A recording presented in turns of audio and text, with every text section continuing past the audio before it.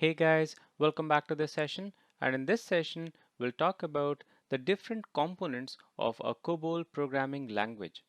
COBOL is one of the oldest programming language that is still in use. As a result, it has some unique features or requirement that might be cumbersome or hard to understand for programmers who actually work on other programming languages. One of the design goals of COBOL was to assist readability by making the language as English-like as possible.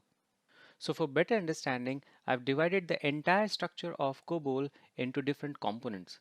And with the help of these components, you actually create your program or your program logic, right? So as of now, just remember that these are the different components, and in next couple of lectures, we're going to discuss each of these components in detail. So first component is character. Second one is reserved keywords. Then you have user defined words. Apart from that, you have variables, literals, and structures. After that, you have optional keywords, constants, and intrinsic functions.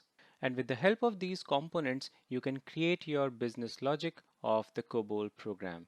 So till now, if you have any question, then do let me know. Otherwise, let's move on to our next lecture.